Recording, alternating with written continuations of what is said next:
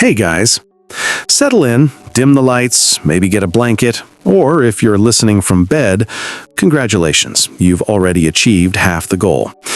Tonight, we're drifting back to the 19th century, where bread wasn't just the staff of life, it was occasionally the silent bringer of death. Because if you were a baker in Victorian England, your daily loaf came with a free serving of lung damage, lead poisoning, and existential dread. It's kind of poetic, really. The very thing that kept society fed also quietly thinned the population. But that's the Victorian way. Every profession came with a touch of fatalism, a dusting of soot, and at least one chance of dying from something you couldn't pronounce. So let's float back to the warm glow of a London bakery, circa 1850. The streets outside are cobbled and perpetually damp. Gas lamps flicker through the fog, and somewhere down an alley there's a man named Thomas, because there's always a Thomas, pulling bread from a brick oven the size of a small cave. His face is red from the heat, his apron stiff with flour, and he's breathing in a fine mist of whatever mystery substance the mill sent that week. Now, to us, bread sounds wholesome, comforting. To the Victorians, it was a bit of a chemical experiment. You see, the average loaf wasn't just flour, water, yeast, and salt. No, that would be too reasonable. Instead, millers and bakers routinely laced their flour with whatever made it look whiter. Because in the hierarchy of 19th century bread, whiteness meant purity, refinement, and I can afford not to eat rye. Unfortunately, the substances that achieved that heavenly whiteness included things like alum, an aluminum compound that sounds harmless until you realize it's also used in pickling and dyeing fabrics. Then there was chalk powder, ground bone, and occasionally lead. Yes, lead, as in the element that kindly stays in your bones for decades while eroding your brain. So Thomas the baker might have been proud of his fluffy loaves, unaware he was slowly seasoning both his lungs and his clientele. And let's talk about those lungs for a moment. Bakers worked surrounded by airborne flour dust, which when inhaled over the years formed a sticky paste lining their throats and bronchial tubes.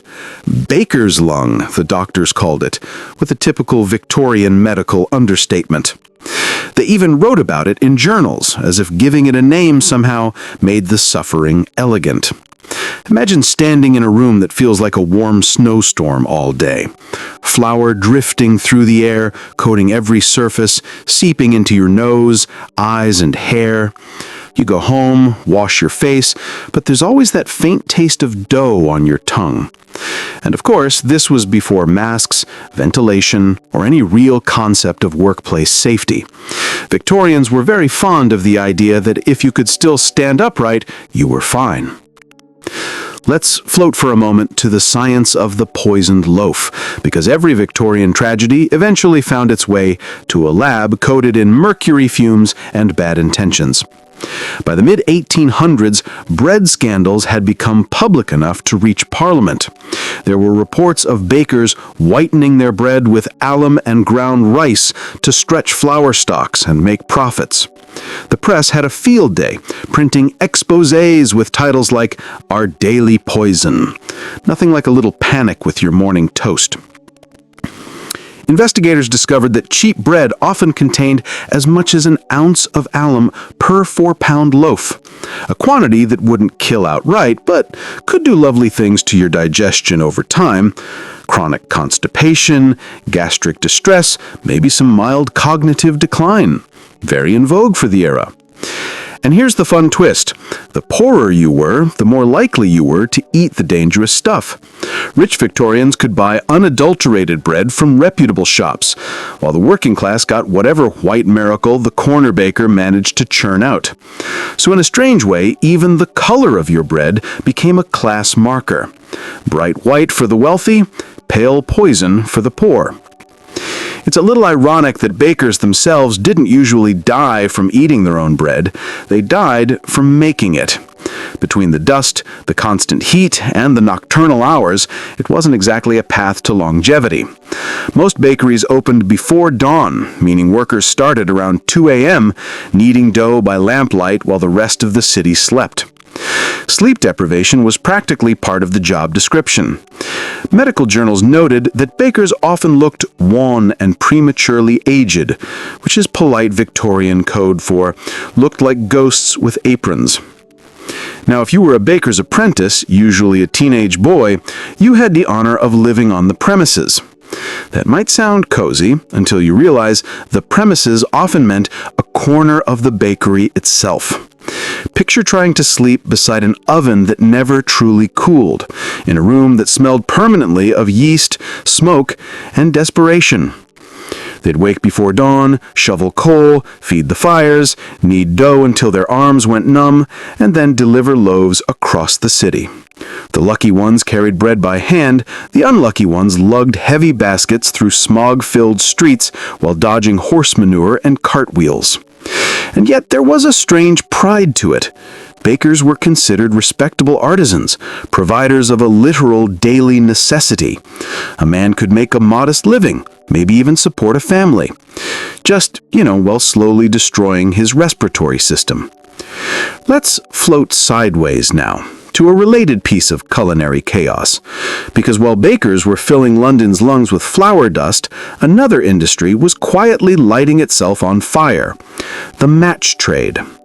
The match girls, as they were known, worked with white phosphorus, an innocent-sounding substance that glowed in the dark, but also caused a condition called phossy jaw. It began with a toothache, then abscesses, then the slow necrosis of the jawbone. And these were mostly teenage girls earning pennies a week, sitting at long benches, dipping sticks into toxic paste for 12 hours a day. So when you think of Victorian Britain as a world of elegance, lace, and afternoon tea, remember there was always someone coughing, glowing faintly, or quietly rotting away just out of frame. Back in the bakery, Thomas wipes his forehead, unaware that his flour sack might also contain a touch of arsenic from industrial contamination. Arsenic wasn't added intentionally, it just happened to float around the environment thanks to rampant pollution and green dyes made with copper arsenate. Bread, sugar, candy, all could contain traces of it. In 1858, there was the infamous Bradford sweet poisoning, where hundreds were sickened after sweets were accidentally mixed with arsenic instead of a harmless filler. 21 people died, and all of it because a pharmacist's assistant grabbed the wrong barrel. So when Victorians said life is uncertain, they weren't being dramatic, they were being accurate. The government eventually tried to fix things with the Adulteration of Food and Drink Act in 1860. But enforcement was, let's say, symbolic. Inspectors existed, technically, but there weren't enough of them, and many bakers simply ignored the rules. Besides, by that point, people had built up a certain fatalistic tolerance. Bread had always been risky. So would water, so would air. You just picked your poison and carried on. And honestly, for many Victorians, bread wasn't the worst of their worries. They were surrounded by soot, sewage, and disease. Typhus and cholera were frequent guests. A little alum in your dough seemed quaint compared to the possibility of catching something from your neighbor's leaking cesspit. But we'll stay gentle tonight. No need to wander too far into the sewers just yet. Instead, let's linger a moment longer in the bakery. The warm glow, the clatter of trays, the sound of dough slapping against wood. You can almost smell the yeast rising, mixed with the faint tang of metal and sweat. Outside, dawn is breaking. The first customers arrive, clutching coins, ready to buy their daily bread. Thomas smiles, tired but content, handing over loaves that gleam with a deceptive purity. And somewhere, a child takes a bite, enjoying the crisp crust, never suspecting it's also a microdose of the Industrial Revolution's finest toxins. But that's okay. It's history. We survived, mostly. And as we'll see in the next part, bakers weren't the only ones playing occupational roulette, because the Victorians had a knack for turning every job into a potential obituary. So let's float gently toward another profession, another quiet disaster, still dusty, still deadly, but maybe a little more sparkly.